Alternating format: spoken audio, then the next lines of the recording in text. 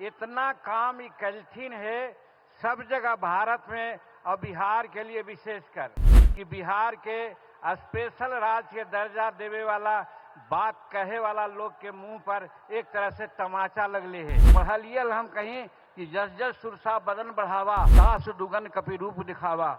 प्रधानमंत्री जी के कई मीटिंग में हम गेली है, सब मीटिंग एक से एक बढ़ल जात है। आवाज गया के मीटिंग और गया में लोग के आगमन सबके झांप दिल के।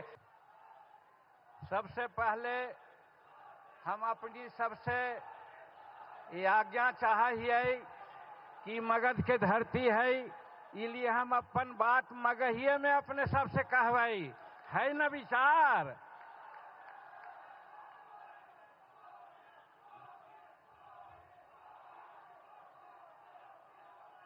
तो आज गया जी के धरती, बोध गया के धरती पर बुद्धम शरणम गच्छामि, धम्मम शरणम गच्छामि, संघम शरणम गच्छामि के मंत्र देने वाले इस जगह पर और भगवान विष्णु के चरण स्थली गया जी के ऐतिहासिक और सांस्कृतिक भूमि पर हम सारे मगधवासियों की ओर से आपका स्वागत करते हैं। हर्ष के साथ आज इस पंडाल में मगध प्रमंडल के कोने कोने से आए हुए हमारे प्यारे भाइयों बहनों बच्चों का भी सादर अभिनंदन करते हैं तथा समाचार पत्रों से संबंधित प्रिंट और इलेक्ट्रॉनिक मीडिया के सभी स्तर के पदाधिकारी और प्रतिनिधियों को भी हृदय से हम सम्मानित करते हैं।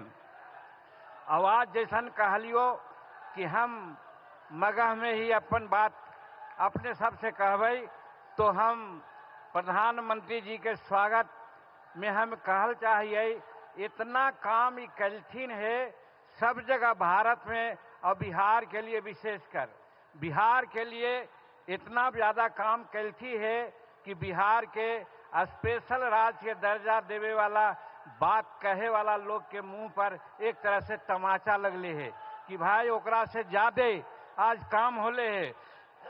वही काम में हम कहल चाहिए कि मगध क्षेत्र में संपर्कता को सुदृढ़ करने के लिए आमस दरभंगा एक्सप्रेस हाईवे के निर्माण हो रहे हैं।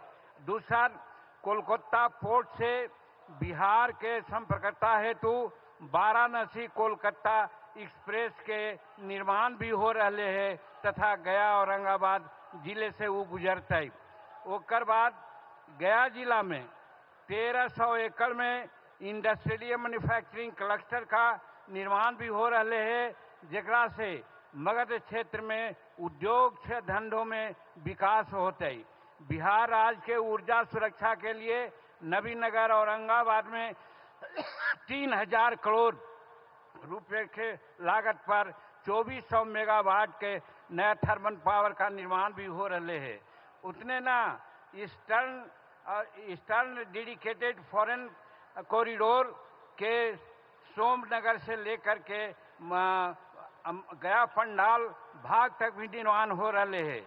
और बोध गया एवं विष्णुपद मंदिर के समग्र विकास ला भी बात हो रहे है। याद हो तो तोहनी के कि चुनाव के समय में हमनी मांग कैली हल कि काशी में बनारस में जैसे कॉरिडोर बनले है, गया या बोध गया में भी बनले है। आज हम यहाँ पर उपस्थित प्रधानमंत्री के अपने के तरफ से हम साधुवाद दे कि ये दोनों काम बिहार गया में कर दिलथिन है। वो कर अलावे हमर विभाग है, हमरा सूक्ष्म लघु और मध्यम विभाग दिलथिन है। वो कर चलते बिहार में एको टेक्नोलॉजी सेंटर न हल।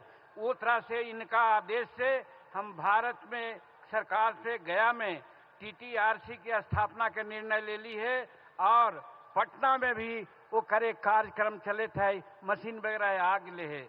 गया पटना 4 लाइन पक्ष पर वंदे भारत ट्रेन के आज पटना जाने के मात्र 78-80 मिनट लगा है। एक में हमन सब पहुंच जाये वहाँ।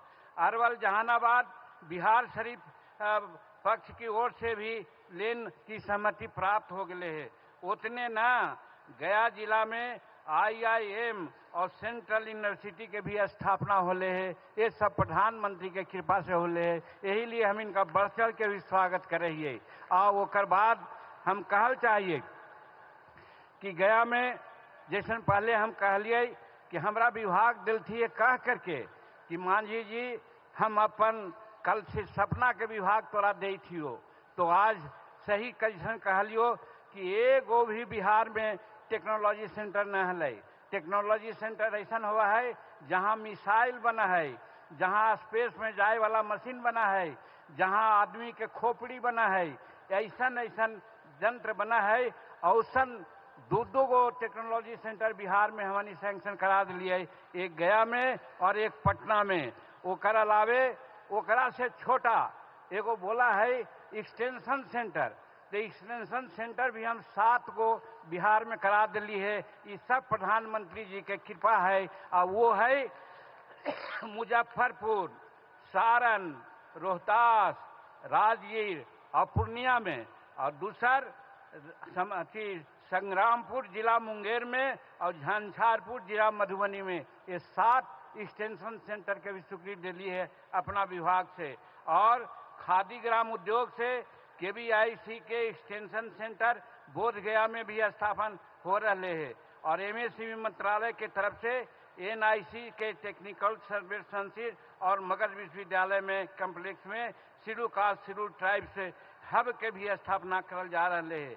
1 सितंबर 2025 से दिल्ली और गया का में एक एकल इंडिया एयर इंडिया फ्लाइट भी चलता है।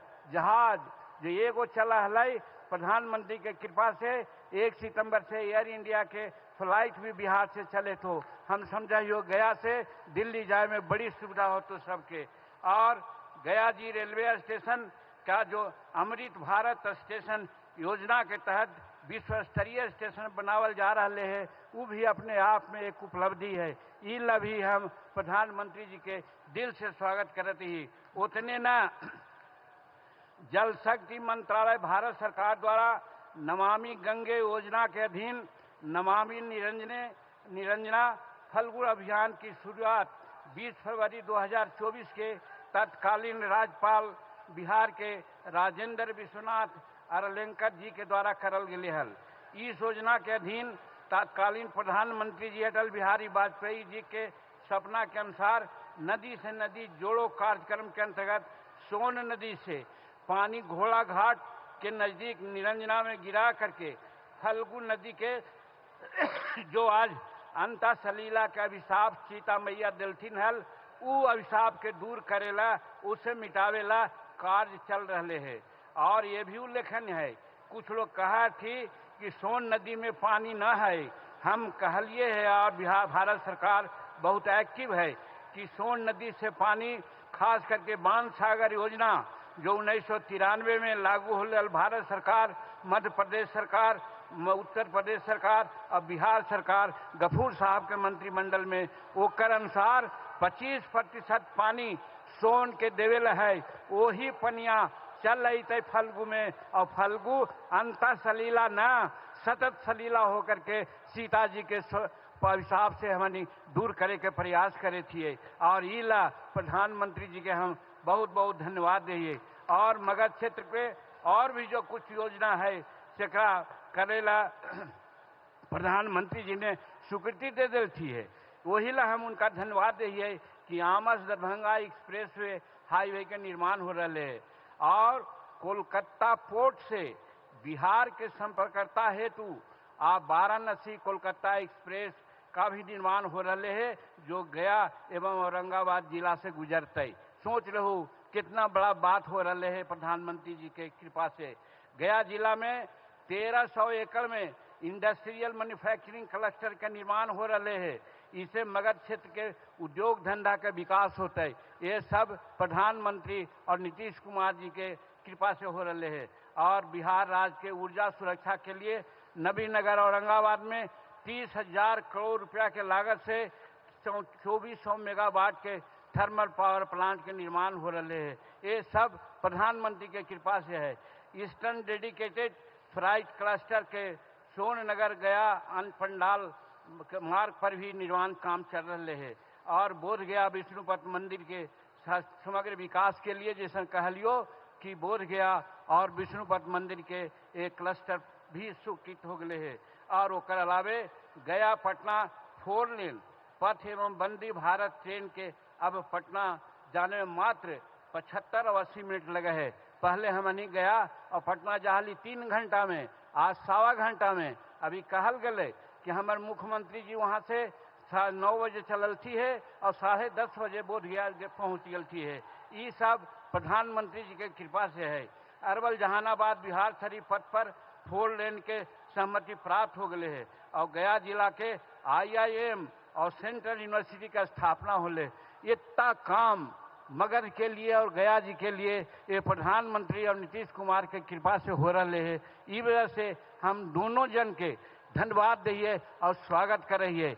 एक अलावे थोड़ा सा मनवा में ये बात आवा है कि हमरा के यहाँ एक बरंडी सिंचाई योजना है, वो भी पड़ल है, वो करो थोड़ा सा हिंट हो जीते तो वो भी स्वीकृत हो जाते। और फिर स्वर्गीय रामविलास पासवान के बच्चा चिराग पासवान जी यहाँ उपस्थित रहती, वो वजीरगंज में एक स्टील प्रोसेसिंग प्लांट शुरू कलती हल और पूर्णिया में कलती हल।